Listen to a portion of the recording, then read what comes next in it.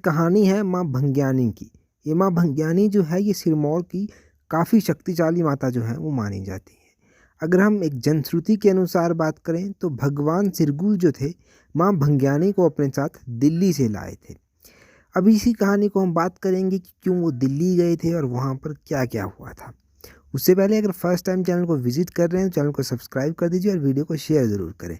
चलिए स्टार्ट करते हैं हम आज की कहानी। जैसा कि मैंने आपको कहा कि एक जनश्रुति के अनुसार जो है भगवान सिरगुल माँ भंग्यानी को दिल्ली से अपने साथ लाए थे। ये उस टाइम की बात है जब यहाँ इस क्षेत्र के लोग व्यापार करने के लिए जो था वो मैदानी भागों में जाते थे। अब ये मैदानी भागों में जाते थे तब जब वो लोग वहाँ से वापस आते थे तो अपने साथ ज़रूरी वस्तुओं की खरीद कर लाना भी वहाँ से चाहते थे कि हम ज़रूरी चीज़ें भी वहाँ से ले आएँ।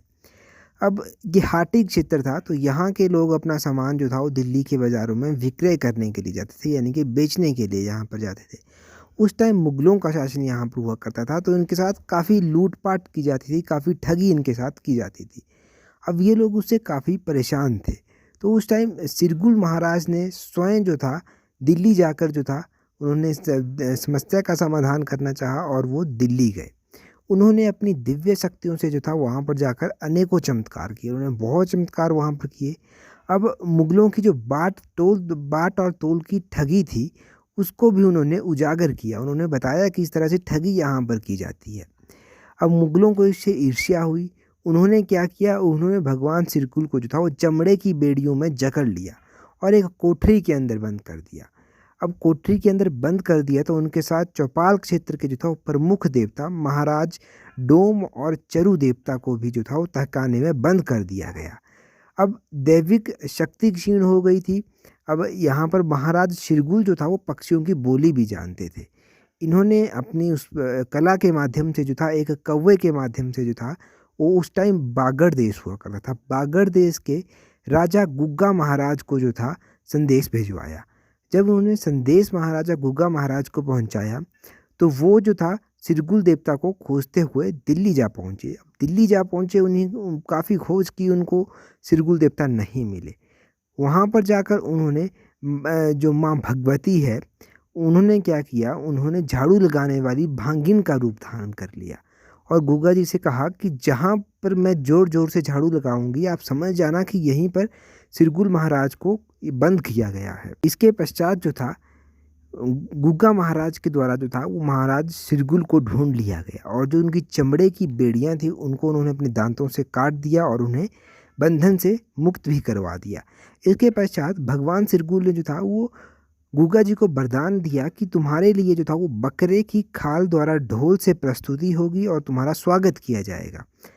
अब दिल्ली से इन्होंने क्या किया, माँ भागिन जो थी ये जिनकी हम बात कर रहे हैं माँ भंग्यानी, इनको ये अपने साथ जो था भगवान सिरगुल वापस ले चले।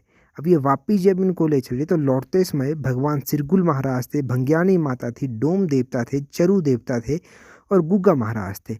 ये 5 देवता थे। इन्होंने एक जगह पर विश्राम किया। जहाँ पर इन्होंने विश्राम किया उस क्षेत्र को जो था वो पंचकुला कहा गया। फिर पंचकुला का नाम तो आपने सुना होगा, तो पंचकुला उस नाम को, उस स्थान को जो था वो कहा गया। अब सिरगुल महाराज जो था और चरु देवता जो था अपने स्थान, इनका स्थान है चूड़धार, चूड़धार में जाकर जो था वो विराजमान हो गए। चरु देवता जो था एक विशालकाय शिला, यानी कि एक बड़ी शिला में जो था वो उपस्थित हो गए जाकर, और सिरगुल महाराज ने जो था वो माँ भंग्यानी को अपनी धर्म बहन के रूप में जो था वो स्वीकार किया और अपने सम्मुख जो था हरिपुर धार के एक टीले पर पिंडी रूप में जो था वो स्थापित कर दिया। अब यह स्थान जो था ये गायों को अत्यंत प्रिय था और स्थानीय चरवाहों के लिए जो था ये एक विषय का बना रहता था यहाँ पर जाना, यहाँ पर चर्चा करना। अचानक एक दिन एक चरवाहे को जो था पिंडी दृष्टांत हुई और उन्होंने उसे जीर्ण शीर्ण करके जो था वो तोड़ दिया। परंतु अगले सुबह जब वो वहाँ गए तो उन्होंने देखा कि पिंडी जो था वो दूसरे स्थान पर जो था अपने पुराने स्वरूप में विराजमान है। यह चमत्कार देखते हुए उन्होंने स्थानीय लोगों को इसके बारे में बताया और यहाँ पर एक छोटे से मंदिर का निर्माण भी करवाया गया। अब ये मंदिर जो था इतना फेमस है कि यहाँ पर पहले तो पशु बलि भी होती थी, परंतु 1982 से यहाँ पर पशु बलि पर जो है वो रोक लगा दी गई है और यहाँ पर जो था नया स्वरूप जो था वो पंडवानी शैली में यहाँ पर मंदिर का निर्माण भी किया गया है। मंदिर परिसर में जो है वो सफ़ेद पत्थरों से जड़ित एक फर्श सूर्य की रोशनी को परावर्तन करने से ये काफ़ी खूबसूरत जो है लगता है। तो माँ के दृश्य के लिए, माँ के दर्शन करने के लिए जो है वो लोग जो है काफ़ी दूर दूर से यहाँ पर आते हैं। तो ये एक छोटी सी कहानी थी। ये आई होप कि आपको अच्छी लगी होगी। कमेंट करके ज़रूर बताइएगा। So that's all. Thank you very much.